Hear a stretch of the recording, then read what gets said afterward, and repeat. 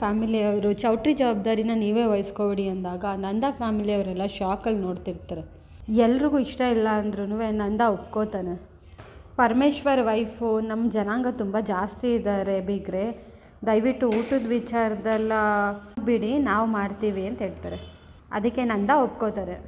ಅಷ್ಟರಲ್ಲಿ ಮೀನಾ, ಅಯ್ಯೋ ಇದರಲ್ಲೆಲ್ಲ ಕಮ್ಮಿ ಖರ್ಚಂದರೆ ಊಟದ್ದೇ ಅಲ್ವಾ, ಅದನ್ನೇ ವಹಿಸ್ಕೊತಿದ್ದಾರೆ ಇವರು ಅಂತ ಹೇಳ್ತಾರೆ. ಅದಕ್ಕೆ ಗಿರಿಜಾ, ಮಾಂಗಲ್ಯ ಸರ ನಾವೇ ಮಾಡಿಸ್ಕೊಡ್ತೀವಿ ಅಂತ ಹೇಳ್ತಾಳೆ. ಅದಕ್ಕೆ ಮೀನಾ ಕೇಶವನ ಹತ್ರ, ಅಲ್ಲ ಕಣೋ, ನಮ್ಮಿಬ್ಬರು ಸರ ಕೊಡಿಸೇ ಇಲ್ಲ, ನಮಗೇನು ಕೊಡಿಸೇ ಇಲ್ಲ, ನಾವು ಬರೀ ದಾರದಲ್ಲಿದ್ದೀವಿ ಅಂತ ಹೇಳ್ತಾಳೆ.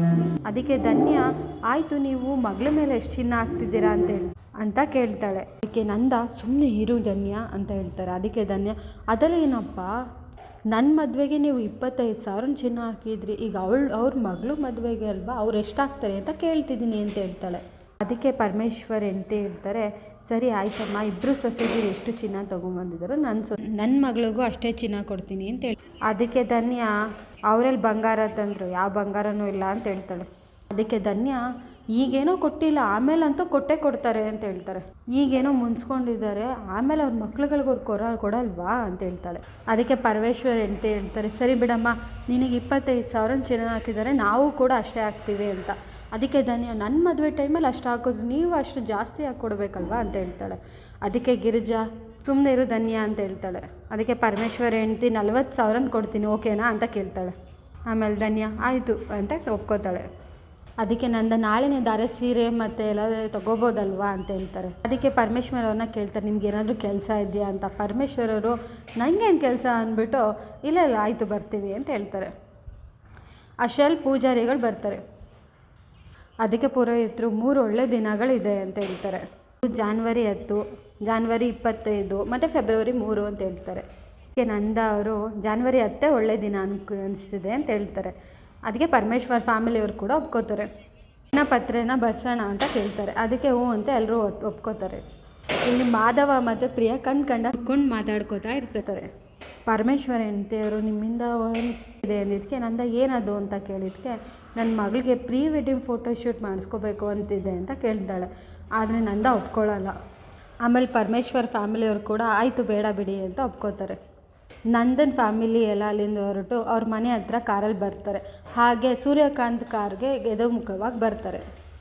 ನಂದ ಸೂರ್ಯಕಾಂತ್ ಕೇಳಿಸ್ಕೊಳ್ಳಿ ಅಂತಲೇ, ನಾನು ನನ್ನ ಮಗನ ಮದುವೆ ಫಿಕ್ಸ್ ಮಾಡ್ಕೊಂಬಂದಿದ್ದೀನಿ ಅಂತ ಹೇಳ್ತಾನೆ. ಅದಕ್ಕೆ ನಂದ, ಕೇಶವ ಎಲ್ಲರನ್ನೂ ಕರಿಬೇಕಣೋ ನೀನು, ಬಿಡಬೇಡ ಅಂತ ಹೇಳ್ತಾನೆ. ಅದಕ್ಕೆ ಕೇಶವ, ಹೂವಪ್ಪ ಎಲ್ಲರನ್ನೂ ಕರಿತೀನಿ ಅಂದಾಗ ಮೀನಾ, ಅಲ್ಲ ಕೇಶವ, ನಮ್ಮ ಬ್ಲೌಸ್ ಹೊಲಿತಾರಲ್ಲ ಅವ್ರನ್ನ ಕೂಡ ಕರಿ ಅಂತ ಹೇಳ್ತಾಳೆ. ಅದಕ್ಕೆ ಗಿರಿಜಾ, ಸುಮ್ಮನೆ ಇರ್ತೀರಾ ಎಲ್ಲರೂ ಅಂತ ಬೈತಾಳೆ. ಅದಕ್ಕೆ ನಂದ, ಕೆಲವ್ರು ಹೇಳ್ತಾ ಇರ್ತಾರೆ ಅವ್ರ ಮನೆ ಶುಭ ಕಾರ್ಯ ಹಾಳು ಮಾಡ್ತಾ ಇರ್ತೀವಿ ಅಂತ, ಆದರೆ ನಮ್ಮ ಮಗು ನಾಮಕರಣನ ಹಾಳು ಮಾಡಿದ್ದು ಇವರೇ ಅಲ್ವಾ ಅಂತ ಹೇಳ್ತಾಳೆ. ಅದಕ್ಕೆ ನಂದ, ಈ ಮದುವೆನ ಯಾರೂ ನಿಲ್ಸೋಕ್ಕಾಗಲ್ಲ ಅಂತ ಹೇಳ್ಬಿಟ್ಟು ಹೋಗ್ತಾನೆ. ಸೂರ್ಯಕಾಂತ್ ಅವರು ಕೆಳಗಡೆ ಕಾರಿಂದ ಇಳಿದು ಬಂದು ಎದುರುಗಡೆ ನಿಂತ್ಕೊಂಡು ಹೋಗ್ತಾರೆ. ಇಲ್ಲಿ ಗಿರಿಜಾ ಫುಲ್ ಟೆನ್ಷನ್ ಆಗಿರ್ತಾಳೆ, ಅಯ್ಯೋ ಅವರೆಲ್ಲ ಮದುವೆಗೆ ಏನಾದರೂ ತೊಂದರೆ ಮಾಡಿದ್ರೆ ಅಂತ. ಅಷ್ಟರಲ್ಲಿ ಮೀನಾ, ಏನೂ ಆಗಲ್ಲ ಬನ್ನಿ ಅತ್ತೆ ಅಂತ ಒಳಗಡೆ ಕರ್ಕೊಂಡು ಹೋಗ್ತಾಳೆ. ಸೂರ್ಯಕಾಂತ್ ಮತ್ತು ಶ್ರೀಕಂಠ ಇಬ್ಬರೂ ಫುಲ್ ಟೆನ್ಷನಲ್ಲಿ ಮಾತಾಡ್ತಿರ್ತಾರೆ. ಆದರೂ ನೀನು ತಡೆಯಲ್ಲ ಅಂತ ಹೇಳ್ತಾನೆ. ನಾನು ಇಷ್ಟು ದಿನ ಒಂದು ಹೆಣ್ಮಗು ಮದುವೆ ನಿಲ್ಬೇಡ್ದು ಅಂತ ಅಂದ್ಕೋತಿದ್ದೆ, ಬಟ್ ಇನ್ಮೇಲಿಂದ ನಾನು ಆ ಥರ ಎಲ್ಲ ಏನೂ ಮಾಡಲ್ಲ, ನೀನೇ ಫೋನ್ ಮಾಡಿಬಿಟ್ಟು ಅವ್ರ ಮನೆಗೆ ಮಾತಾಡು, ಮದುವೆ ನಿಲ್ಲಿಸು ಅಂತ ಹೇಳ್ತಾನೆ. ಅಷ್ಟರಲ್ಲಿ ಚಂದ್ರು ಪರಮೇಶ್ವರ್ ಫ್ಯಾಮಿಲಿಯವ್ರಿಗೆ ಕಾಲ್ ಮಾಡಿ, ಎಂಥ ಮಗನ ಹುಡುಗಂಗೆ ನೀವು ಮದುವೆ ಮಾಡಿಕೊಡ್ತಿದ್ದೀರಾ, ಅವ್ನು ಸರಿ ಇಲ್ಲ, ಅವ್ನು ಕುಡ್ಕ ಮತ್ತು ಲವ್ ಮಾಡ್ತಿದ್ದ ಅಂತೆಲ್ಲ ಹೇಳ್ತಾನೆ. ಪರಮೇಶ್ವರ್, ಪರವಾಗಿಲ್ಲ ಬಿಡಿ, ಅದೇನು ಪ್ರಾಬ್ಲಮ್ ಇಲ್ಲ ಅಂತಾರೆ. ಒಂದು ಹುಡುಗಿನ ಲವ್ ಮಾಡ್ತಿದ್ದ ಅಂತ ಹೇಳ್ತಾನೆ. ಅದಕ್ಕೆ ಪರಮೇಶ್ವರ್, ಅದು ಹಳೇದು ತಾನೆ ಬಿಡಿ ಅಂತ ಹೇಳ್ತಾನೆ. ಪರಮೇಶ್ವರ್ ಅವರು, ನಾವು ಸರಿ ಇಲ್ಲ ಬಿಡಿ, ಅವರು ಸರಿ ಇಲ್ಲ, ಹೋಗ್ಲಿ ಬಿಡಿ ಅಂತ ಹೇಳ್ತಾನೆ. ಅದಕ್ಕೆ ಸೂರ್ಯಕಾಂತ್, ಏನಾಯಿತು ಚಂದ್ರು ಅಂದಿದ್ದಕ್ಕೆ, ಯಾರೋ ತಲೆ ಕೆಟ್ಟವರು ಅಂತ ಮಾತಾಡ್ತಿರ್ತಾನೆ. ಪರಮೇಶ್ವರ್ ಹೆಂಡ್ತಿ ಅಷ್ಟರಲ್ಲಿ ಬಂದು, ಏನಾಯಿತು ರೀ ಅಂತಂದರೆ, ಮದುವೆ ನಿಲ್ಲಿಸ್ಬೇಕು ಅಂತಲೇ ಇವೆಲ್ಲ ಮಾಡ್ತಿದ್ದಾರೆ ಅಂತ ಅನ್ಕೋತೀನಿ ಅಂತ ಹೇಳ್ತಾಳೆ. ಅದಕ್ಕೆ ಪರಮೇಶ್ವರ್ ಹೆಂಡ್ತಿ, ಹೌದೌದು, ನೆಕ್ಸ್ಟ್ ಟೈಮ್ ಹೋದಾಗ ಅವ್ರನ್ನ ಕೈ ನೋಡ್ಕೋಬೇಕು ಅಂತ ಹೇಳ್ತಾಳೆ. ಮೀನಾ ಗಿರಿಜನ ಹತ್ರ ಹೋಗಿ ಮಾತಾಡಿ ಅಂತ ನಂದ ಅವ್ರ ಮುಂದೆ ಬಿಡ್ತಾಳೆ. ಅದಕ್ಕೆ ನಂದ, ಏನೋ ಪೀಠಿಕೆ ಆಗ್ತಿದೆಯಾ ಅಂದಿದ್ದಕ್ಕೆ ಗಿರಿಜಾ, ಅಲ್ಲ ಕಣ್ರಿ, ಏನೋ ಶೂಟು ಪ್ರೀ ವೆಡ್ಡಿಂಗು ಮಾಡಿಸೋಣ ಅಂತ ಕೇಳ್ತಾಳೆ. ಅದಕ್ಕೆ ನಂದ, ಅದು ಪ್ರೀ ವೆಡ್ಡಿಂಗ್ ಫೋಟೋಶೂಟ್ ಅಂತಾಳೆ. ಗಿರಿಜಾ, ಅದೆಲ್ಲ ಮಾಡಿಸೋಣ ಕಣ್ರಿ ಅಂತ ಹೇಳ್ತಾಳೆ.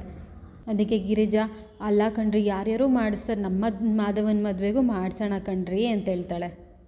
ಯಾಕೆ ಇಷ್ಟು ಹಠ ಮಾಡ್ತಿದ್ಯಾ ಅಂತ ಕೇಳಿದ್ಕೆ, ಅಲ್ಲ ಕಣ್ರಿ, ಫೋಟೋ ಅಂದ್ರೇ ಮೆಮೊರಿ ಅಲ್ವಾ ಕಣ್ರಿ, ಪ್ಲೀಸ್ ಅಂತ ಹೇಳ್ತಾಳೆ. ಅದಕ್ಕೆ ನಂದ ಸರಿ ಅಂತ ಒಪ್ಕೋತಾನೆ. ಗಿರಿಜಾ ಮತ್ತು ಮೀನಾ ಫುಲ್ ಖುಷಿ ಆಗ್ತಾರೆ.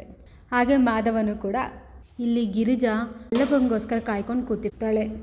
ಅಮೂಲ್ಯ ನೀವು ಹೋಗಿ ಮಲ್ಕೊಳ್ಳಿ ನಾನು ಬಡಿಸ್ಕೊಡ್ತೀನಿ ಅಂದಾಗ ಗಿರಿಜಾ ಅಮೂಲ್ಯನ ಮುಖ ನೋಡ್ತಾಳೆ. ಅದಕ್ಕೆ ಗಿರಿಜಾ ಒಳ್ಳೇದಿದು ಐಡಿಯಾ ಇದೆ ಅಂದ್ಬಿಟ್ಟು ಹೋಗಿ ಸರಿ ನಂಗೆ ನಿದ್ದೆ ಬರ್ತಿದೆ ಕಣೆ ಅಂದ್ಬಿಟ್ಟು ಹೋಗಿ ಮಲ್ಕೊಳಕ್ಕೆ ಹೋಗ್ತಾಳೆ.